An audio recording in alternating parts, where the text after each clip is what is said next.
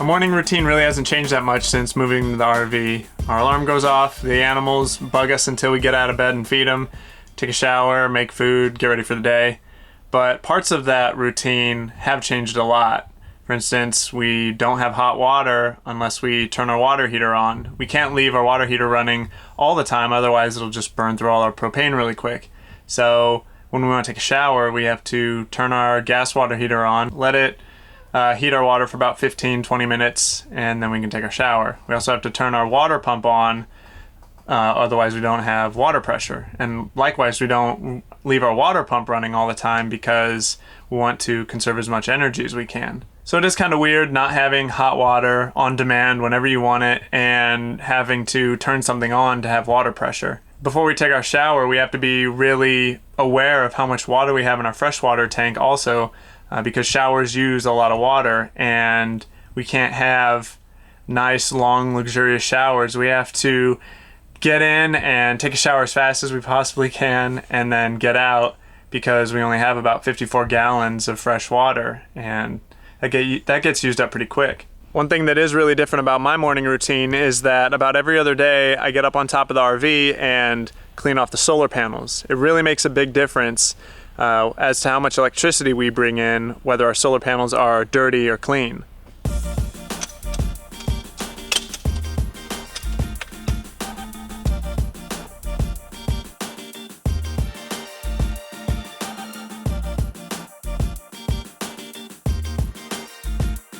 We are like right on the edge of not having enough solar power, because if we get like 3 or 4 days of rain and clouds in a row, then that's enough for us to completely drain our batteries down, and we have to kind of go into energy conservation mode and not use anything until we get a little bit of sun. We really need to make sure that our solar panels are kept clean so that we can eke out as much electricity from the sun as we possibly can.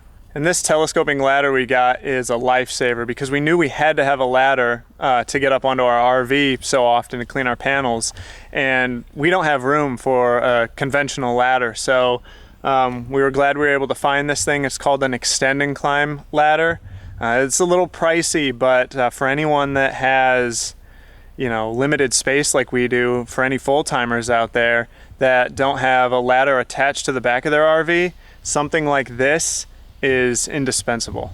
Another big change in my morning routine is every morning I sweep the floor of the RV. Sometimes I have to do it 2 or 3 times a day, depending on how often we come in and out of the RV and how much just dirt we track in, because with 2 people, a dog, a cat, and 2 rabbits all living in the same tiny space, this place gets really dirty really quick. Today marks our 1-month anniversary on the road. We left July 8th and today is August 8th, and today is the first day that's not supposed to rain, basically, at least in the afternoon. It rained this morning, but the forecast when we were in town yesterday said that the clouds were supposed to break in the afternoon. It's 1 o'clock now, and I think we're in the clear, no more rain. So we have a plan today to drive on the Kancamagus Highway. I think that's how it's pronounced. I don't know. Might be wrong. The White Mountains travel guide also suggested this highway as one of the United States most scenic highways.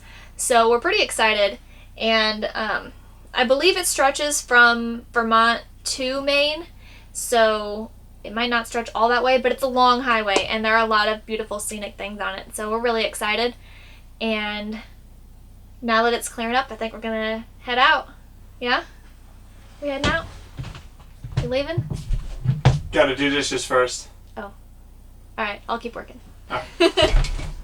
So ever since our 2 bear encounters, we became really hyper aware of what can attract a bear. So whenever we're going to leave the RV for the whole day, we make sure that there's nothing in the RV that a bear could smell and that would attract it, because my worst nightmare is a bear breaking into the RV and just having its way, with anything in the RV, tearing open our pantry, getting or harming our animals.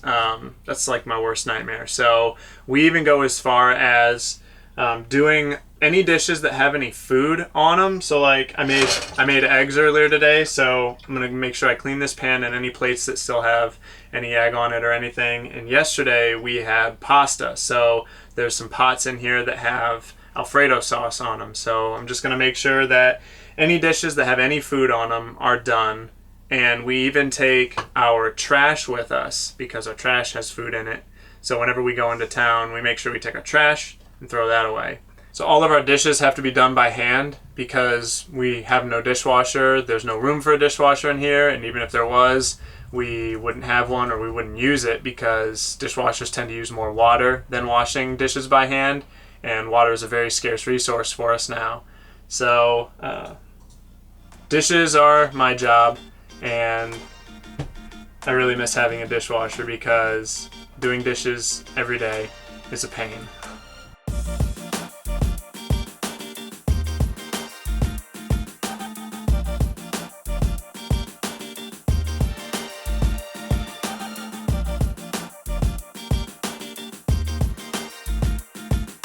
We're on our way to I-93 to go south to get to the Kancamagus Highway, if I said that right. Kancamagus.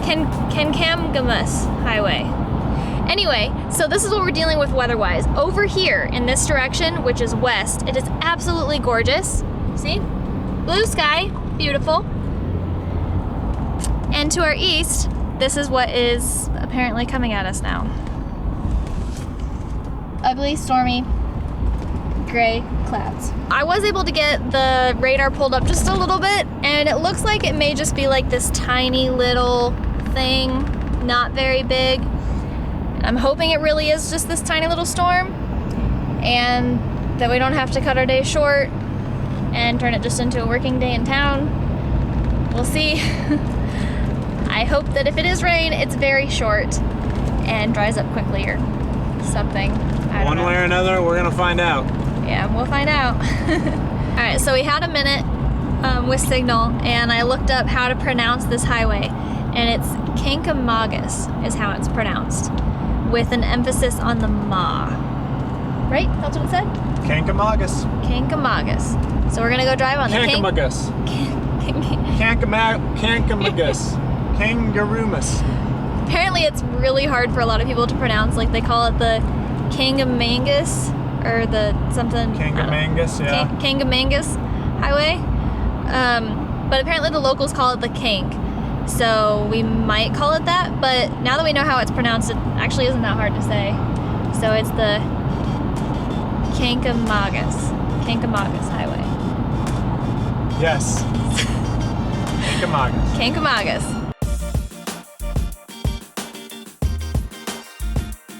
So we've been on the highway for, I don't know, maybe 5 or 10 miles or so, and it's been nothing but trees. And we thought, isn't this supposed to be a scenic highway? We have yet to come across a scenic lookout. And finally, right after this hairpin turn, we came across one, and so we stopped real quick.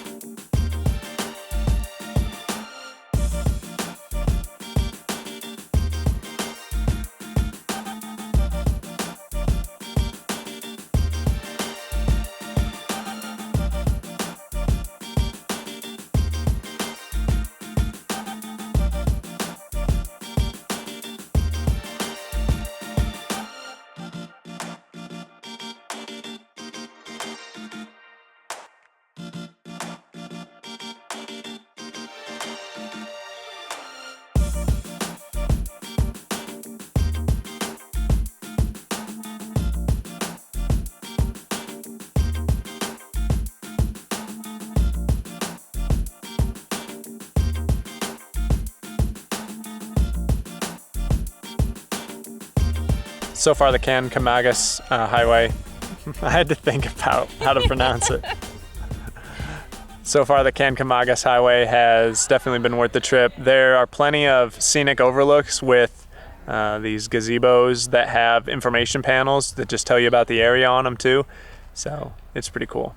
And Jenny was nice enough to pack us a lunch again. If you haven't noticed, we like to pack a lunch and have a picnic whenever we know we're going to be out for the majority of the day, just because we're definitely going to get hungry.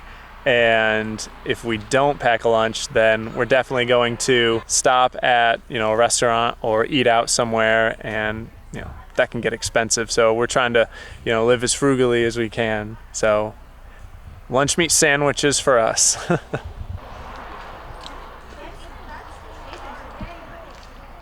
Turkey mayo and cheese? Yep. Oh, yeah. Spicy turkey mayo and cheese. Oh, Cajun, right? Yep. Nice.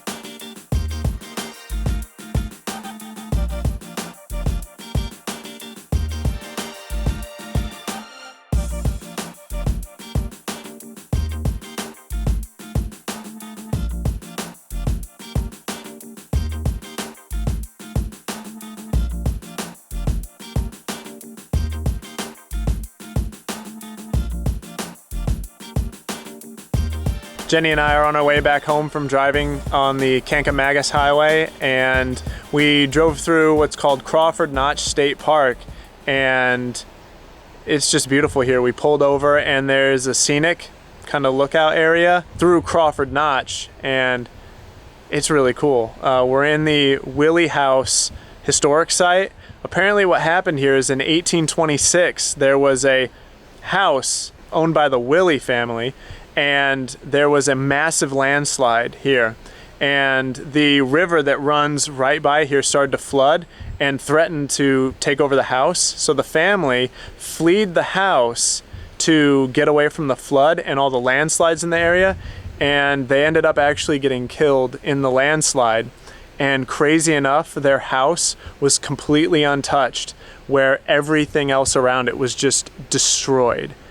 It's kind of sad and tragic, because if they would have just stayed in the house, they would have been all right. The Willie family apparently had a cave shelter made just for such an event, a large landslide. They could flee to the cave to be sheltered from the landslide. Apparently a huge drought had hit in the area, and the soil was just dried to unusual depths, and then out of nowhere there was a massive rainstorm that just eroded the landscape, and there were massive landslides. So what is thought to have happened is the family fled to their cave shelter, but along the way got caught in the landslide. Behind me is a diorama kind of showing the aftermath of the landslide, and you can see there's just rubble everywhere. The barn next to the house was destroyed, but the house was left completely untouched. And then right there is the Willie house there, and the destroyed barn next to it. They set a search party that came to see if the Willies were all right after the storm, found beds that looked to be left hurriedly. There was a dog howling mournfully, and on their kitchen table was a Bible.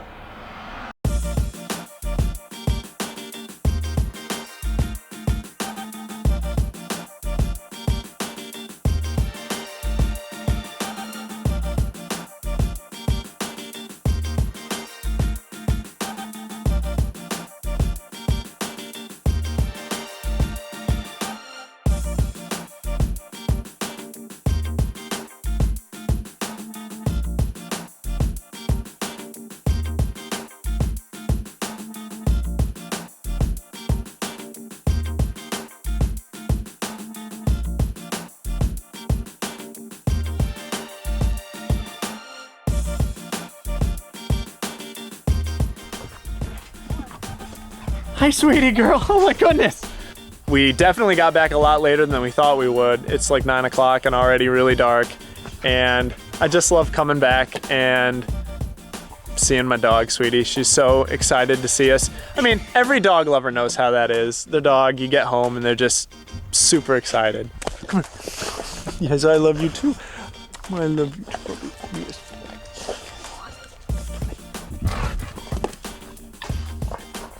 Because you're stiff.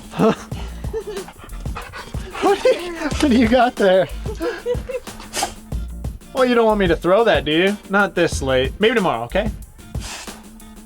What? Oh my god! Oh man. She is happy we're home.